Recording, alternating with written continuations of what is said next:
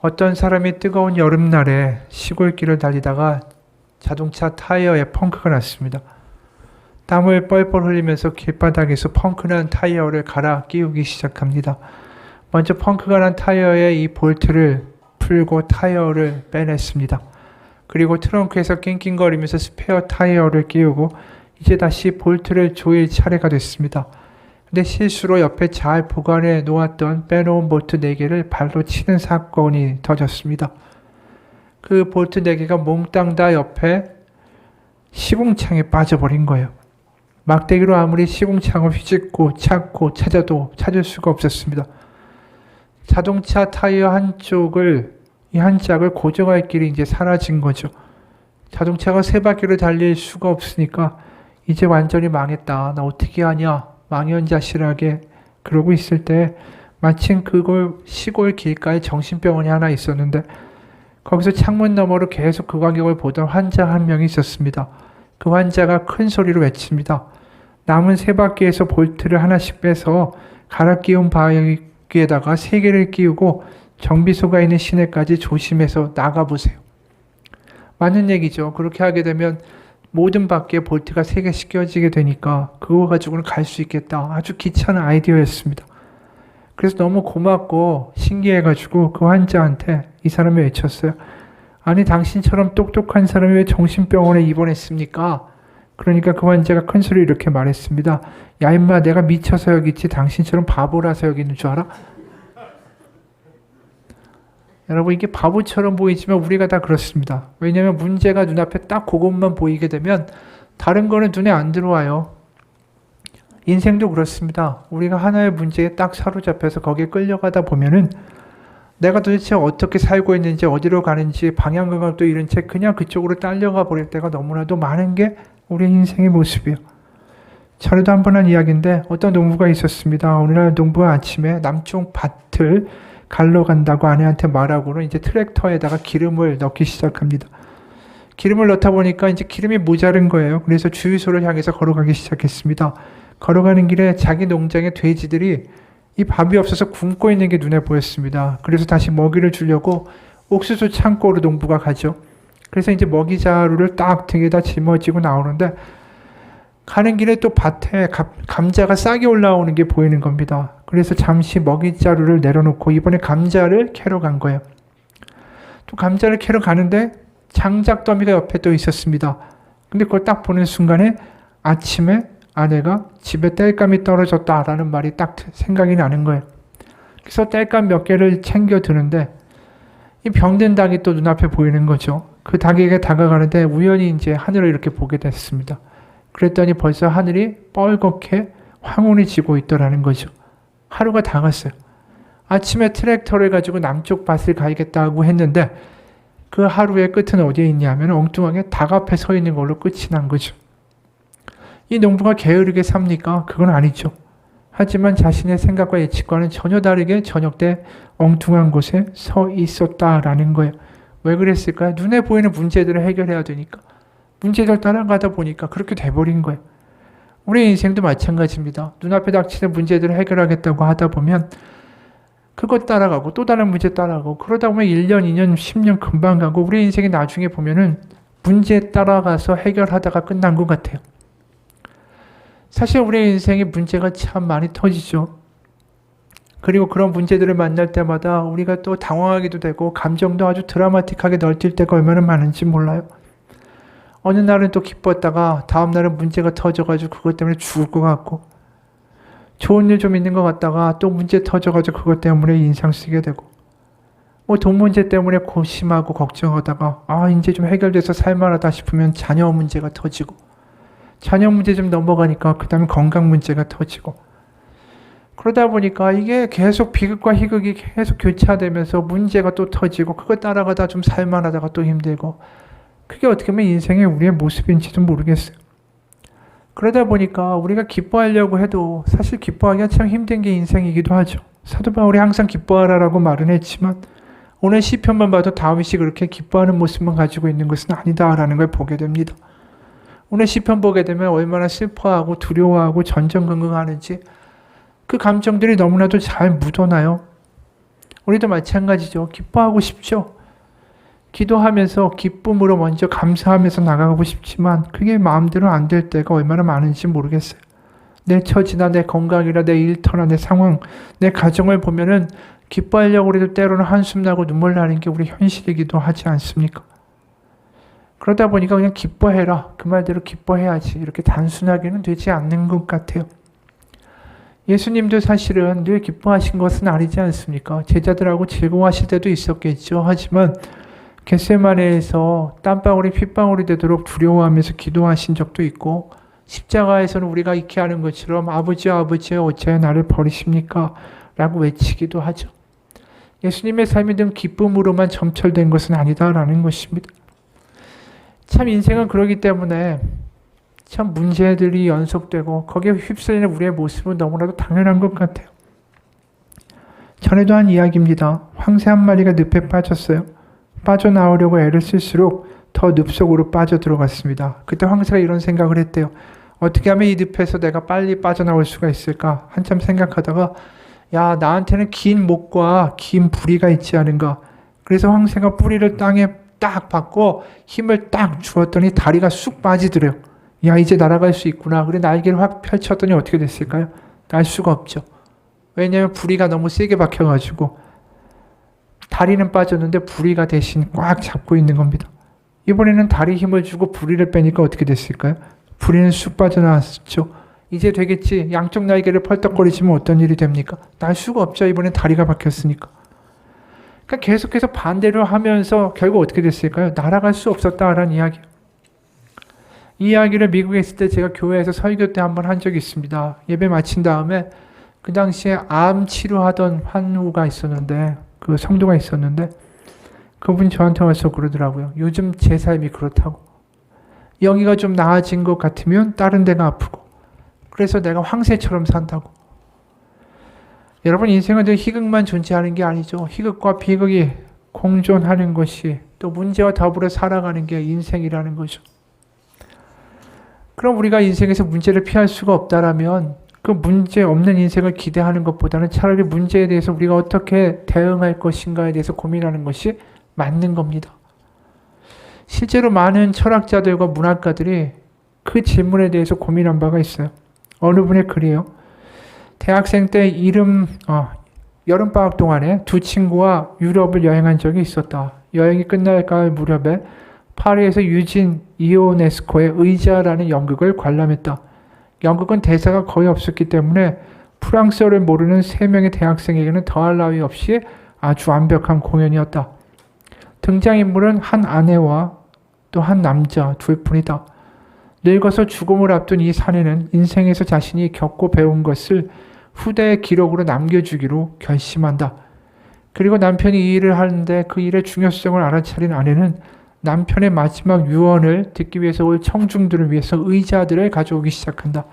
처음에는 10개 의자를 가져오고 그 다음에 25개, 50개, 200개. 그래서 연극 제목이 의자다. 아내가 의자를 열심히 가져오는 사이에 남편이 열정적으로 글을 쓴다. 드디어 연쇄문이 완성되고 청중이 착석한다. 그리고 연단에 오른 노인이 원고를 들고 연설을 시작하려는 찰나 말을 더듬기 시작하더니 갑자기 죽고 만다. 무대 중앙에 쓰러진 송장을 두고 막이 내리면서 박수가 터져나왔다. 나는 이 연극의 냉혹한 허무주의에 가슴이 먹먹해졌다. 프랑스의 실존주의자 이오네스코는 삶이 우리에게 이런 뒤죽박죽의 신호를 보낸다는 것이야말로 이게 바로 인간의 실존이라고 말한다. 인간은 행복과 희망과 선과 평화 이런 걸 갈망하지만 현실에서는 그것이 이루어지지 못하는 그런 모순이 있다는 것이다. 실존주의자들에 따르면 삶은 결국 그렇게 뒤죽박죽이지만 때론 절망이지만 그럼에도 불구하고 그 잔인한 현실에 저항하고 불복종하고 끝까지 의미를 찾는 게 인생이다. 실존주의자들에게 말하는 인간의 본질은 이런 거예요. 결국은 비극이지만 허무주의에 빠지지 않으려면 그럼에도 불구하고 우리는 죽기 전까지 의미를 찾아야 된다. 여러분 근데 생각해 보세요. 이게 실존주의자들의 대답이 우리에게 호소력이 있습니까? 굉장히 어려운 문제죠. 그럼 성경은 과연 그 뒤죽박죽 비극과 희극이 뒤섞인 우리의 인생에 대해서 뭐라고 이야기할까? 성경도 그 사실에 대해서 외면하지는 않습니다. 오늘 시편 보면은 30편에 참 눈에 띄는 게 뭐냐면 반대말이 많이 나온다라는 거예요. 5절에는 저녁과 아침, 1상 9절에는 내려간다, 그 다음에 끌려 올라온다. 이런 반대말이 있고요. 5절 11절에는 슬픔과 기쁨이라는 반대말이 등장하고 5절에는 노염과 은총이라는 반대말이 등장하죠. 7절에 은혜를 베푸시는 하나님과 얼굴을 가리시는 하나님이라는 반대말이 등장합니다. 또 11절에는 아주 유명하죠. 주께서 나의 슬픔이 변하여 내게 춤이 되게 하시며 나의 베옷을 벗기고 기쁨으로 띠우셨나이다. 여기도 슬픔과 춤춘다라는 반대말이 등장하죠. 죽음을 상징하는 베옷과 축제 때 입는 띠옷이라는 반대의 말이 등장합니다. 이 반대말이 이렇게 많이 나오는 시편은 이 시편 30편이 유일해요.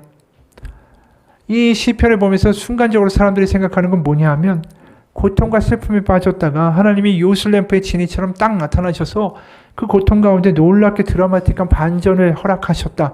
이렇게 보기도 한다라는 거죠. 하지만 이 성경은 그냥 그렇게 하나님께 기도했더니 모든 문제가 순식간에 해결됐다라는 것을 우리 가운데 이야기하고 싶어하는 것은 아닙니다.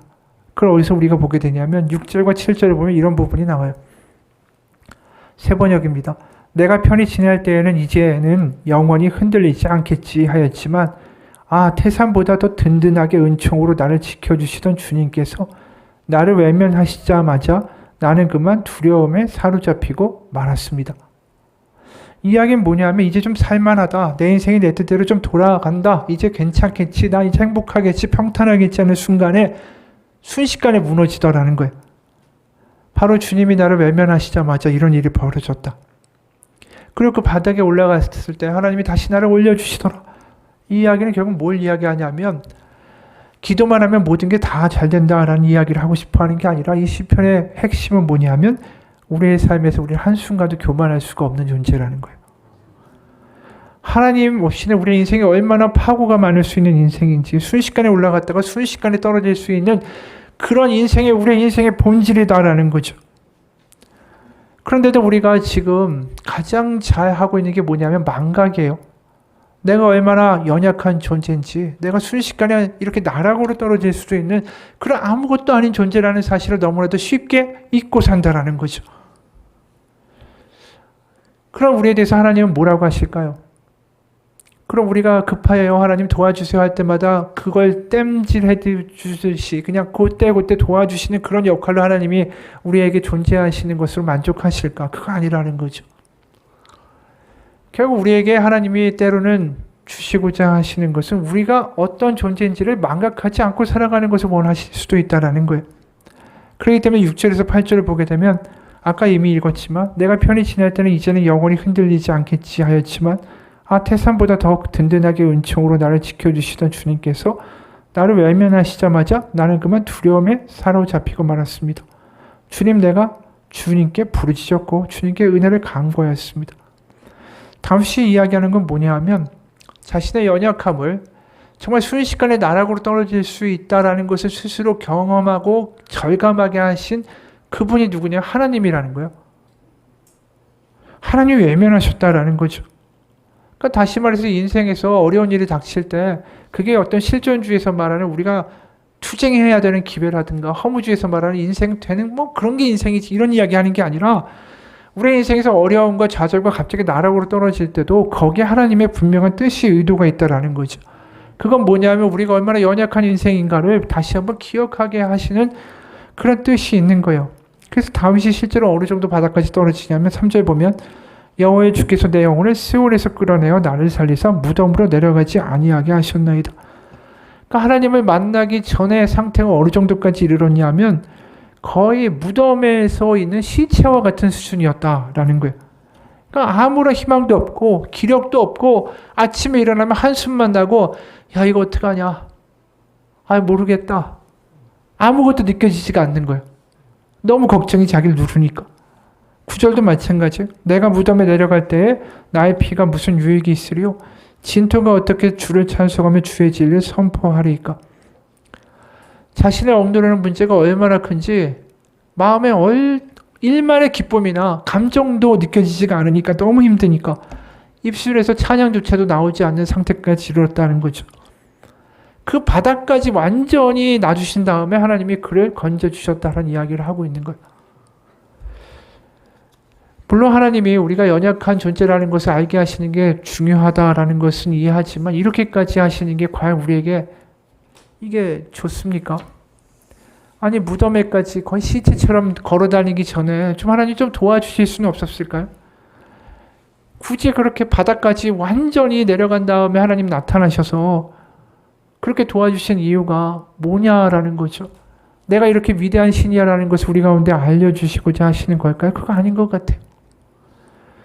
우리가 자식을 키워봐도 자식이 너무 괴로워하면 어떻게든 도와주고 싶어하는 게 부모의 마음 아닙니까? 심지어 내가 어릴 때 불우해서 정말 장난감 하나 제대로 갖지 못하고 그렇게 자란 부모라면 아이한테 얼마나 장난감 많이 사줍니까? 어릴 때. 나같이는 살지 말라고. 그런데 하나님은 지금 다윗을 보게 되면 어떨 때 보면 너무 무서운 것 같아요. 근데 다시 한번 생각해 보세요. 아이가 원한다고 해서 그걸 다 해주고 아이가 좀 힘들다고 해서 모든 걸 도와주는 게 부모가 잘하는 짓일까요? 그렇진 않은 거 우리가 알고 있지 않습니까? 전에도 말한 적이 있어요. 성탄절을 즈음해서 한 아이가 산타 할아버지한테 이런 편지를 썼죠. 산타 할아버지께 산타 할아버지 안녕하세요. 저는 몇 동 3차 아파트 몇 동 몇 호에 사는 아무개입니다. 제가 받고 싶은 선물은 엄마를 잠들게 하는 수면제라는 선물이 갖고 싶어요. 왜냐면 엄마가 자야 제가 게임을 할 수 있기 때문이죠. 그리고 아빠가 일찍 집에 들어오게 하는 약을 받고 싶습니다. 왜냐하면 아빠는 아이폰이 있기 때문에 그 핸드폰에 재밌는 게임이 있기 때문이에요. 주실 수 있으면 좋겠습니다. 괜한 부탁은 아닌지 아무개 올림. 아이가 아빠가 오길 기다릴 때 아빠는 착각하죠. 이 아이가 나를 좋아하나 보다. 근데 실제로는 아니에요.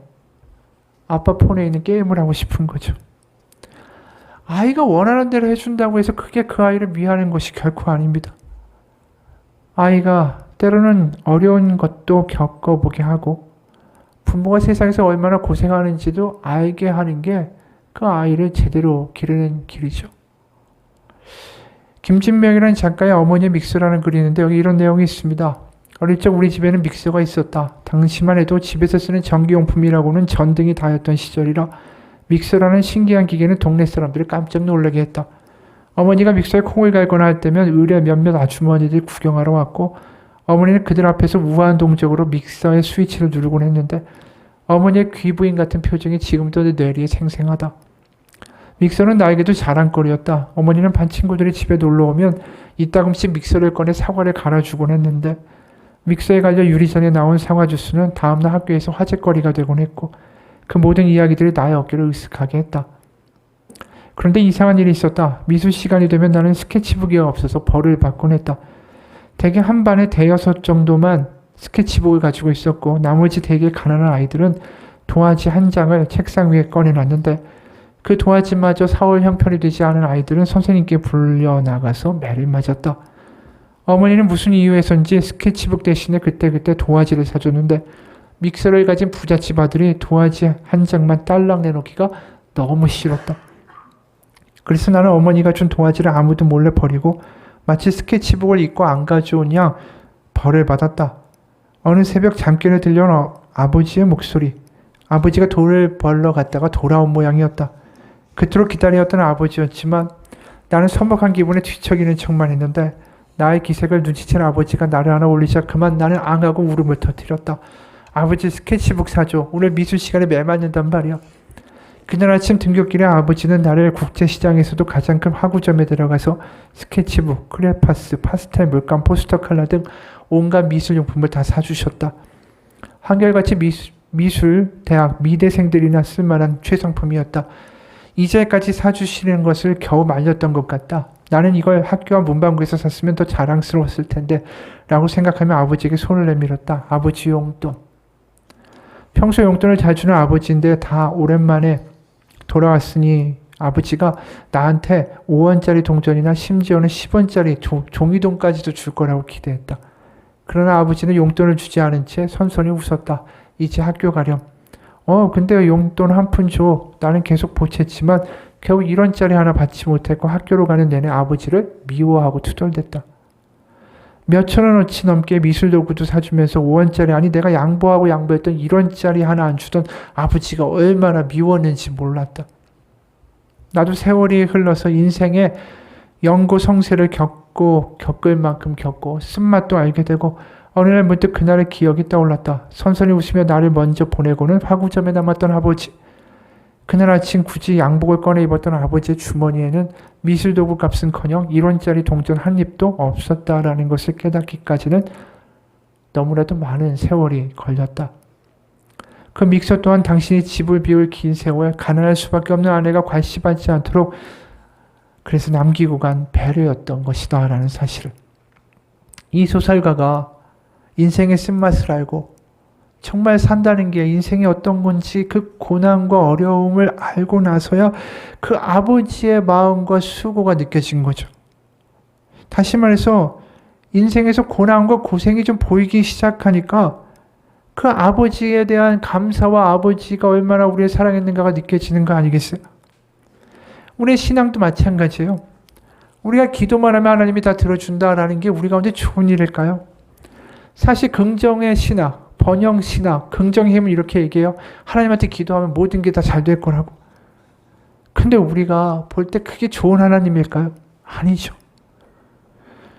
오히려 우리가 인생에서 얼마나 어려운 것들을 때론 겪게 되고 내가 얼마나 이 연약한 존재인가를 알게 될 때 그때서야 하나님의 사랑이 보이고 하나님이 얼마나 나에게 소중한 존재인지가 깨닫게 되는 거죠. 오늘 시편 30편에서 다윗은 그 인생의 바닥을 경험하고 있어요. 그리고 인생의 뭔지를 경험하게 되죠. 인생의 쓴맛을 아주 제대로 보고 있습니다. 그러면서 뭘 알게 됩니까? 내가 하나님 없이는 살 수 없는 인생이다라는 걸 철저하게 알게 되고 자기에게 그런 하나님 아버지가 살아계시다. 나의 하나님이 나의 아버지가 되어주신다는 사실이 얼마나 감사한 일인지도 알게 되는 거죠. 하나님의 개입이 없다면 그 어둠이 얼마나 자신을 압도할 것인가. 그거에 대한 확고한 인식을 갖게 될 때 하나님의 빛은 더욱더 선명해지는 거죠. 깜깜한 어둠에서야 빛은 소중하고 더 뚜렷하게 보이는 겁니다. 그렇지 않다면 우리 하나님이 내 아버지가 되어주신다라는 게 이 십자가라는 게 얼마나 대단한 건지를 깨닫지를 못해요. 마치 누군가가 나한테 신장을 기증해줘서 너무 감사해야 되는 거 아닙니까? 그런데 마치 돈 10,000원짜리 받은 것처럼 대충 감사하는 꼴이 우리가 하나님에 대하여 나아가는 모습이다라는 거죠. 우리가 하나님이 없다면 얼마나 고된 인생을 살까? 또 그분이 없었다면 내 삶은 어땠을까? 그런 것에 대하여 우리가 좀 절절하게 느끼고 계십니까? 지금 시편 30편은 그걸 이야기하는 거예요. 그가 인생의 바닥, 어두운 골목까지 떨어지고 나서야 정말 하나님이 얼마나 크게 보이고 소중하게 생각이 되는지 그게 우리가 하나님을 제대로 아는 방식이죠. 내가 원하는 것을 들어주는 하나님이 아니라 하나님이 계시다는 것조차 그 존재조차만으로도 내가 기쁠 수 있는 그런 신앙으로 우리를 인도해 가시는 거 아니겠어요?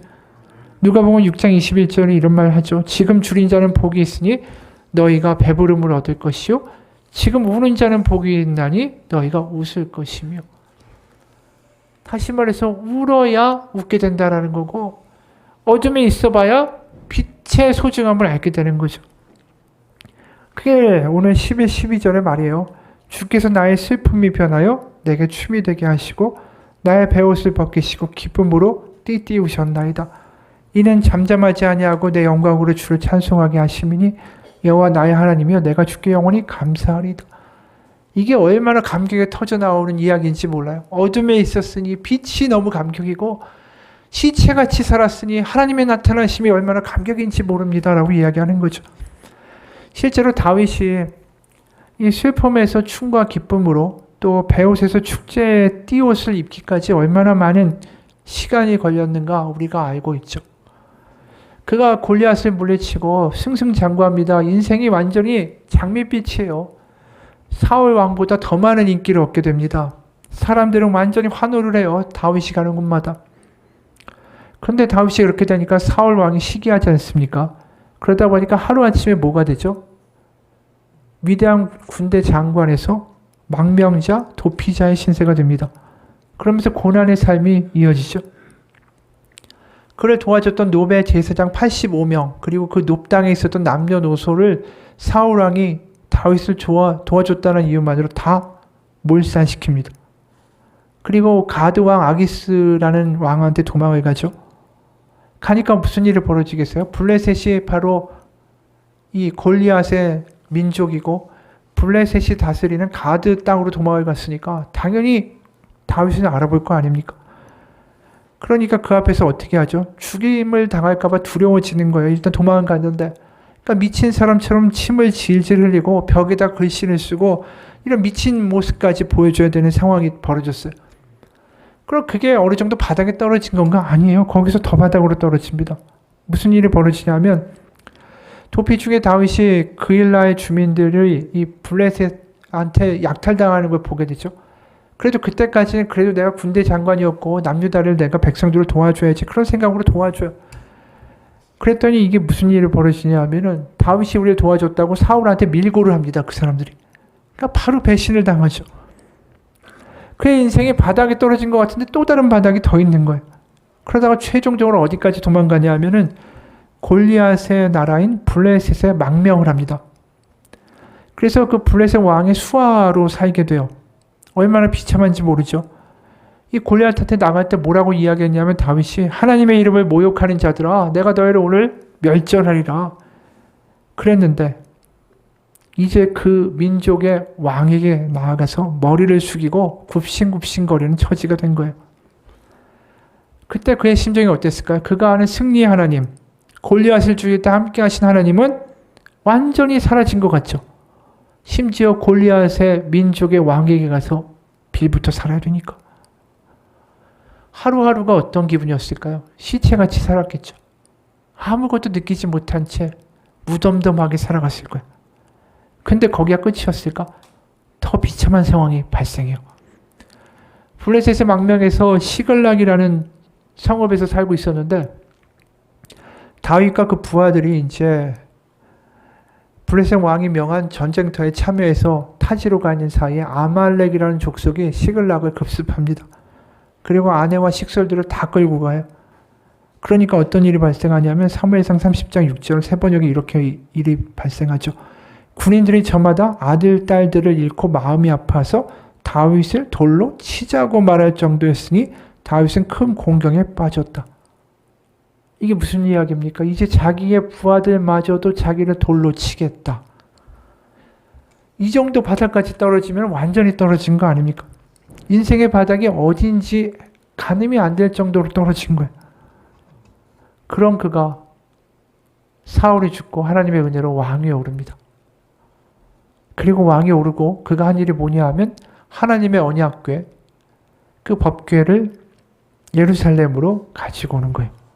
그럴 때 그가 이런 모습을 보이죠. 사무엘하 6장 14절에서 23절입니다.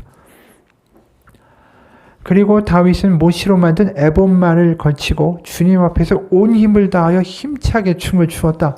16절 주님의 궤가 다윗 속으로 들어올 때에 사울의 딸 미갈이 창밖을 내다보다가 다윗 왕이 주님 앞에서 뛰면서 춤을 추는 것을 보고 마음속으로 그를 업신이 여겼다. 18절 다윗은 번제와 화목제를 드리고 나서 만군의 주님의 이름으로 백성에게 복을 빌어주고 19절 그곳에 모인 온 이스라엘 백성에게 남녀를 가리지 않고 각 사람에게 빵 한 덩이와 고기 한 점과 건포도 과자 한 개씩을 나누어 주었다. 20절 사울의 딸 미갈이 다윗을 맞으러 나와서 이같이 말하였다. 오늘 이스라엘의 임금님이 건달 패들이 맨살을 드러내고 춤을 추듯이 신하들의 아내가 보는 앞에서 몸을 드러내며 춤을 추셨으니 임금님의 채통이 어떻게 되었겠습니까? 다윗이 미갈에게 대답하였다. 그렇소. 내가 주님 앞에서 그렇게 춤을 추었소. 주님께서는 그대의 아버지와 그의 온 집안이 있는데도 그들을 마당하시고 나를 뽑으셔서 주님의 백성 이스라엘을 다스리도록 통치자로 세워주셨소. 그러니 나는 주님을 찬양할 수밖에 없소. 나는 언제나 주님 앞에서 기뻐하며 뛸 것이요. 내가 스스로를 보아도 천한 사람처럼 보이지만 주님을 찬양하는 일 때문이라면 이보다 더 낮아지고 싶소. 그래도 그대가 말한 그 여자들은 나를 더 존중할 것이요. 이런 일 때문에 사울의 딸 미갈은 죽는 날까지 자식을 낳지 못하였다. 지금 건달배처럼 맨살을 드러내고 채통 다 갖다 버리고 미천한 자처럼 날뛰면서 춤을 추고 있는 이 다윗이 그냥 나온 게 아니에요. 바로 깊은 어둠의 바닥에 세월을 보냈기 때문에 이 춤이 나오는 거예요. 자신의 인생에 하나님 없이는 아무것도 아니라는 것을 너무 잘 알기 때문에 그 바닥에서 절절히 고백하고 경험했기 때문에 그 하나님이 지금 나를 왕으로 세워주시고 나의 하나님이 되어주신다라는 게 너무 감동이 돼서 춤출 수밖에 없는 거예요. 깜깜한 어둠 속에 있었던 사람은 빛이 더 분명하게 보이고 소중할 수밖에 없다는 것을 보여주는 거죠. 다윗의 춤사위 하나하나, 그의 동작 하나하나가 자신의 자금을 알고 하나님의 크심을 경배하는 찬양의 행위였다라는 것이죠. 그게 오늘 11, 12절의 말씀의 뜻이에요. 주께서 나의 슬픔이 변하여 내게 춤이 되게 하시며 나의 베옷을 벗기시고 기쁨으로 띄우셨나이다. 이는 잠잠하지 아니하고 내 영광으로 주를 찬송하게 하심이니 여호와 나의 하나님이여 내가 주께 영원히 감사하리이다. 이게 어떻게 나온 건지 우리는 알 수 있죠. 바닥까지 떨어진 자의 고백이었다라는 것. 이에 반해서 이 왕비였던 미갈은 어떻습니까? 사울 왕의 딸이었으니까 궁중에서 자랐을 거 아니에요? 인생의 바닥을 경험해 본 적이 단 한 번도 없죠. 그에게 하나님은 그다지 절실하지 않습니다. 하나님 없이도 살만하니까 저렇게 다윗이 춤추는 게 전혀 이해가 안 가는 거예요. 하나님이 그렇게 기쁠 일인가? 그래도 너 왕인데. 여러분, 우리가 감사하고 기뻐한다는 말 있죠? 감사와 기쁨은 절대로 홀로 설 수 있는 단어가 아니에요.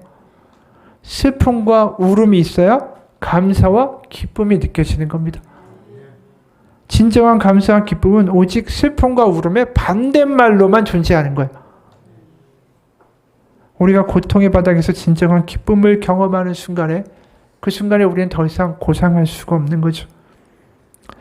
어쩌면 우리의 신앙도 그 과정을 지나가고 있는지 모릅니다. 지금 마치 시체가 걸어가듯이 우리의 삶에 메가리가 없고 소망도 없고 너무나도 힘들지도 몰라요. 지금 주일 예배에 앉아있지만 어느 순간 너무 지쳐서 소망도 느끼지 못하는지도 모릅니다. 그러나 우리가 기억해야 돼요. 절대로 이게 하나님이 우리를 놔두시는 끝이 아니라는 거죠. 우리가 바닥을 경험하고 인생의 쓴맛을 알고 있다면 이제 하나님이 우리를 다시 끌어올려 주실 때가 멀지 않았다라는 것을 의미하는 것입니다. 11, 12절에 주께서 나의 슬픔이 변하여 내게 춤이 되게 하시며 나의 베옷을 벗기고 기쁨으로 띄우셨나이다. 이는 잠잠하지 아니하고 내 영광으로 주를 찬송하게 하심이니 여호와의 나의 하나님이여 내가 주께 영원히 감사하리로다. 이 춤추는 날이 우리에게도 곧 오게 될 것입니다.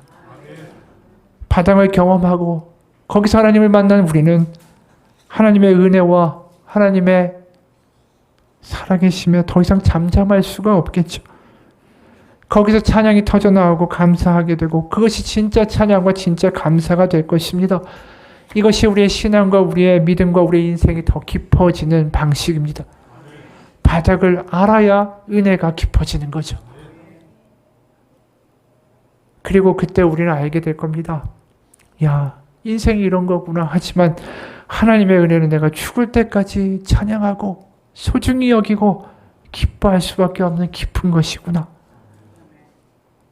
그것이 믿는 자가 찬양하고 감사하게 되는 이유입니다. 홍석환이란 분이 뜻밖의 선물이라는 책에 나오는 글로 오늘의 설교를 마치겠습니다. 점심때 집에 들어갔더니 준택이가 함께 나가자고 보채는 바람에 무더운 날씨지만 밖으로 나갔습니다. 아들 준택이는 학교 운동장에서 4발 자전거를 탔죠. 저는 아예 자전거 보조 바퀴를 띄워주었습니다. 그리고 말했습니다. 아빠가 잡아줄 테니까 걱정 말고 가. 설사 넘어지더라도 아빠가 이렇게 붙잡고 있으니까 다칠 염려가 없어. 우리 한번 해보자. 아이는 잘 타다가도 넘어질 것을 염려하는 순간에 여지없이 넘어지고 맙니다. 넘어질 것이라는 두려움 속에서 자전거를 탄 준택이는 달리다가 꼭 넘어졌죠. 저는 잠시 쉬면서 말했습니다. 준택아 두려워 마. 아빠가 있잖아. 넘어질 것 같으면 잡아줄게. 아빠 힘센 거 너 알지? 다시 자전거에 앉은 준택이는 두려움을 잊었는지 혼자서 200m 정도를 달렸습니다. 녀석이 뒤를 돌아보며 소리쳤죠. 아빠, 내가 혼자 이렇게 많이 왔어? 스스로 대견한 듯 달린 길을 바라보았습니다.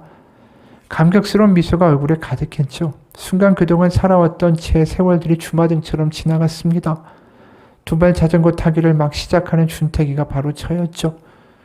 무덥기는 했지만 하늘은 유난히 맑고 노급은 짙어만 같습니다. 여름이 깊어가니 머지않아 열매맺는 가을이 올 겁니다. 그 지점까지 오는데 참 많이 힘들었습니다.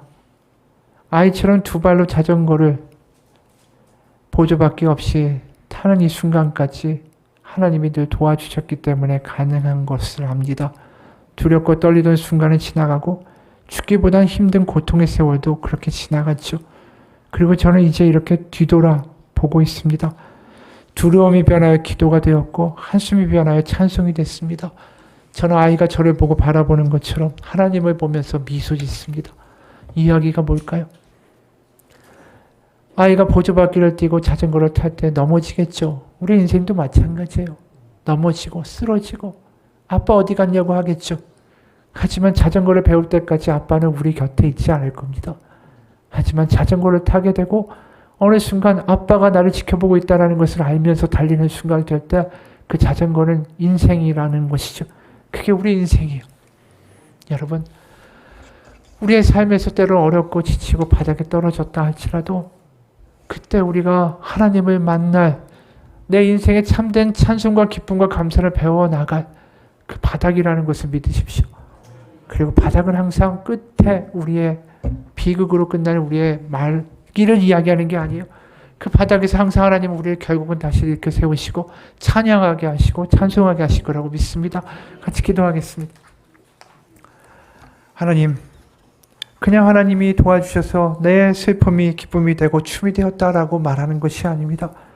다윗의 이 시편 단어 하나하나마다 그의 울음이 있고 그의 사연이 있고 그의 고백이 있고 그의 눈물이 있습니다. 그렇게 하나님과 깊어진 관계를 그는 이 시편으로 노래하고 있습니다. 하나님, 우리 인생이 지금 사망의 어두운 죽음의 어두운 길을 지나가고 있을지도 모릅니다. 그리고 지치고 힘들고 아무것도 느끼지 못하고 하루하루가 숨막히고 그래서 어떠한 기쁨이나 웃음도 내 얼굴에서 사라져 가고 있는지도 모릅니다. 하지만 그럴 때 하나님이 안 계신 것이 아닙니다. 다시 한번 하나님 이 어둠 가운데 이 바닥 가운데 두셨지만 다윗을 다시 일으키신 것처럼 하나님의 살아계심을 경험케 하실 그 미래가 우리의 가운데 있음을 믿습니다.